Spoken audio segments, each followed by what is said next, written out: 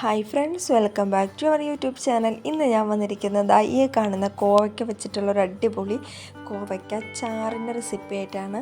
നല്ല എളുപ്പമാണ്, നല്ല ടേസ്റ്റുമാണ്, വെറൈറ്റി റെസിപ്പിയാണ്. അപ്പോൾ എല്ലാവരും സ്കിപ്പ് ചെയ്യാതെ ഫുള്ളായിട്ടൊന്ന് കണ്ടേക്കണേ.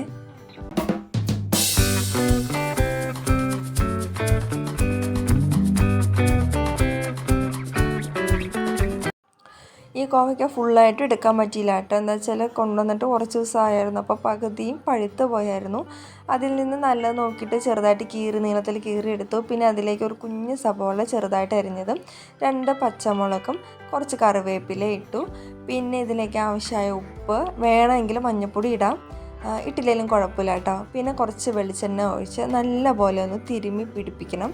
കുഞ്ഞൊരു തക്കാളി അല്ലെങ്കിൽ വലിയ തക്കാളി ആണെങ്കിൽ ഒരു പകുതി തക്കാളിയും കൂടി ഇട്ടിട്ട് വേണ്ടിട്ട് നമ്മൾ റെസ്റ്റ് ചെയ്യാൻ വയ്ക്കാം.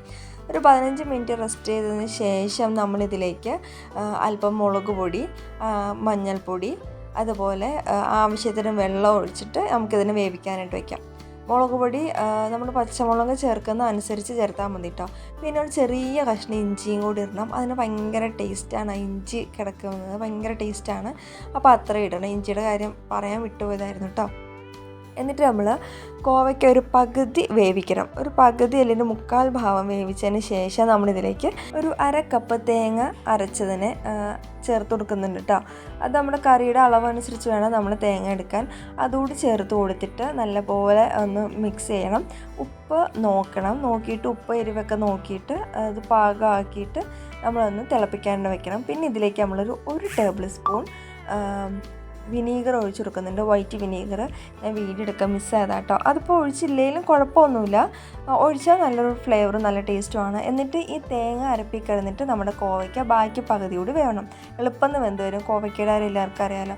കോവയ്ക്ക നല്ലപോലെ വെന്ത് വന്ന് കഴിയുമ്പോഴേക്കും നമ്മളിതിലേക്ക് കടുകും കറിവേപ്പിലയും താളിച്ചിടണം. ചെറിയ ഉള്ളി അരിഞ്ഞിടേണ്ടതില്ല കേട്ടോ. കടുകും കറിവേപ്പിലയും താളിച്ചിട്ടാൽ മതി.